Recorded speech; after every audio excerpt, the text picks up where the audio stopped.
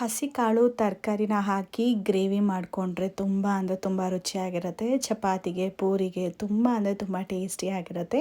ಯಾವಾಗಲೂ ಮಸಾಲ ಹಾಕಿ ಗ್ರೇವಿ ಅಥವಾ ಪಲ್ಯನ ಮಾಡ್ಕೋತಿದ್ದೀರಾ ಅಂದರೆ ಈ ರೀತಿಯಾಗಿ ಒಂದು ಸತಿ ಸಿಂಪಲ್ಲಾಗಿ ಟ್ರೈ ಮಾಡಿ. ನಮಸ್ಕಾರ, ನಾನು Shweta. Welcome back to easy healthy recipe.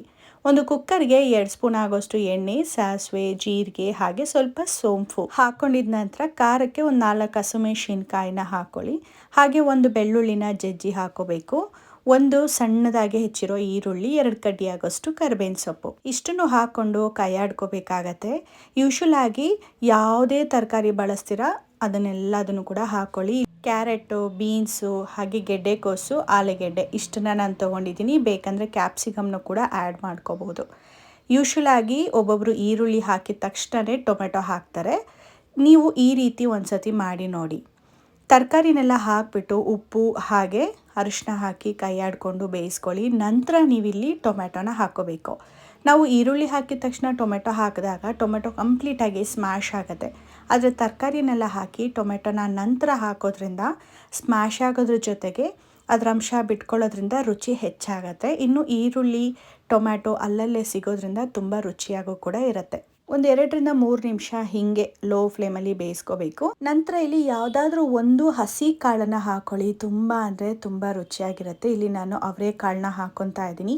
ಹಸಿ ಅವರೆಕಾಳು ಬದಲಾಗಿ ನೀವು ಬೇಕಾದರೆ ಹಸಿ ಬಟಾಣಿ ಹಾಕೋಬಹುದು, ಅಥವಾ ನೆನೆಸಿಟ್ಟಿರುವಂಥ ಕಡಲೆಕಾಳು, ಹೆಸರು ಕಾಳು ಯಾವುದಾದ್ರೂ ಒಂದು ಕಾಳನ್ನು ಹಾಕೊಳ್ಳಿ. ತುಂಬ ರುಚಿಯಾಗಿರುತ್ತೆ. ಇಷ್ಟನ್ನು ಹಾಕಿ ಒಂದು 10 ನಿಮಿಷ ಬೇಯಿಸ್ಕೋಬೇಕು. ನಂತರ ಇದಕ್ಕೆ ಖಾರದ ಪುಡಿ, ಸಾಂಬಾರು ಪುಡಿನ ಹಾಕೊಳ್ಳಿ. ನಾನು 1.5 ಸ್ಪೂನ್ ಆಗೋಷ್ಟು ಸಾಂಬಾರು ಖಾರದ ಪುಡಿ ಮಿಕ್ಸ್ ಆಗಿರೋವಂಥದ್ದನ್ನ ಹಾಕ್ಕೊಂಡಿದ್ದೀನಿ. ಹಾಗೆ ಒಂದು ಚಿಕ್ಕ ಸ್ಪೂನಲ್ಲಿ ಗರಂ ಮಸಾಲನ ಹಾಕ್ಕೊಂಡು ಹೀಗೆ ಒಗ್ಗರಣೆಲ್ಲೇ ಫ್ರೈ ಮಾಡ್ಕೋಬೇಕು. ಒಂದು ಅರ್ಧ ನಿಮಿಷ ಆದಮೇಲೆ ಬೇಯೋದಕ್ಕೆ ಎಷ್ಟು ಬೇಕು ನೋಡಿ ಅಷ್ಟು ನೀರನ್ನ ಹಾಕ್ಕೊಂಡು ಬೇಯಿಸ್ಕೋಬೇಕು.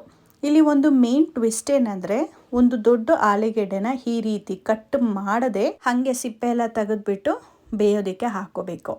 ಇದು ನಿಮಗೆ ಮೇಯ್ನಾಗಿ ಒಂದು ಒಳ್ಳೆ ಕನ್ಸಿಸ್ಟೆನ್ಸಿ ಕೊಡೋದಕ್ಕೆ, ಗ್ರೇವಿ ಕನ್ಸಿಸ್ಟೆನ್ಸಿ ಕೊಡೋದಕ್ಕೆ, ಹಾಗೆ ನೀರನ್ನ ಒಡೆಯೋದಕ್ಕೆ ಬಿಡೋದಿಲ್ಲ. ಇನ್ನು ಇದನ್ನು ಕೊನೆಯದಾಗಿ ಏನು ಮಾಡಬೇಕಂತ ಹೇಳ್ತೀನಿ. ಇವಾಗ ಲಿಡ್ನ ಕ್ಲೋಸ್ ಮಾಡಿ 2 ವಿಷಿಲ್ನ ಕೂಗಿಸ್ಕೊಳ್ಳಿ. ಅದಾದಮೇಲೆ ಆಲೂಗೆಡ್ಡೆನ ತೆಗೆದು ಸೈಡಿಗೆ ಎತ್ತಿಟ್ಕೋಬೇಕು. ಆಲೂಗೆಡ್ಡೆನ ಸಪ್ರೇಟ್ ಮಾಡ್ಕೊಳ್ಳಿ.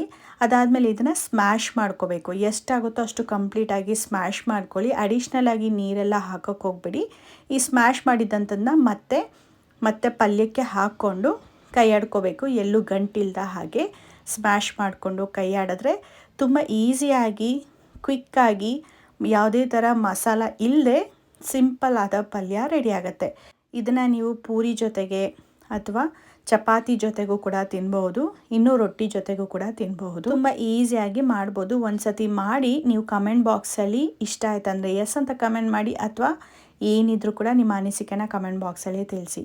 ಇಲ್ಲಿ ಕೊತ್ತಂಬರಿ ಸೊಪ್ಪನ್ನ ಹಾಕಿ ಸ್ವಲ್ಪ ಕುದಿಯೋಕ್ಕೆ ಇಟ್ಕೊಂಡ್ರೆ ಸಾಕು. ಯಾಕಂದರೆ ನಾವು ಆಲೂಗೆಡ್ಡೆನ ಸ್ಮ್ಯಾಶ್ ಮಾಡಿ ಹಾಕಿರೋದ್ರಿಂದ ಒಂದ್ಸತಿ ಕುದಿಸ್ಕೊಂಡ್ರೆ ಸಾಕು. ಸ್ಟವ್ ಆಫ್ ಮಾಡಿದ್ರೆ ಸರ್ವ್ ಮಾಡೋದಕ್ಕೆ ಸಿಂಪಲ್ ಆದ ಪಲ್ಯ ರೆಡಿ ಆಯಿತು. ಇದೇ ಥರದ ಹೆಲ್ದಿ, ಕ್ವಿಕ್, ಸಿಂಪಲ್ ಹಾಗೆ ಮಿಲ್ಲಿಟ್ಸ್ ರೆಸಿಪಿಗೆ ನನ್ನ ಚಾನಲ್ನ ಸಬ್ಸ್ಕ್ರೈಬ್ ಮಾಡೋದನ್ನ ಮರಿಬೇಡಿ. ನನ್ನ ಚಾನಲಲ್ಲಿ ಪ್ಲೇ ಲಿಸ್ಟ್ ಪ್ರಕಾರ ಎಲ್ಲ ಥರದ ರೆಸಿಪಿನ ಅಪ್ಲೋಡ್ ಮಾಡಿದ್ದೀನಿ. ನಿಮಗೆ ಇಷ್ಟ ಆಗಿರುವಂಥ ರೆಸಿಪಿ ವಿಡಿಯೋಗೆ ಎಸ್ ಅಂತ ಕಮೆಂಟ್ ಬಾಕ್ಸಲ್ಲಿ ತಿಳಿಸಿ. ನೆಕ್ಸ್ಟ್ ವಿಡಿಯೋದಲ್ಲಿ ಡಿಫ್ರೆಂಟ್ ಆದ ರೆಸಿಪಿ, ಕ್ವಿಕ್ ರೆಸಿಪಿ ಜೊತೆಗೆ ಸಿಗ್ತೀನಿ. ಅಲ್ಲಿವರೆಗೂ ಟೇಕ್ ಕೇರ್, ಬಾಯ್.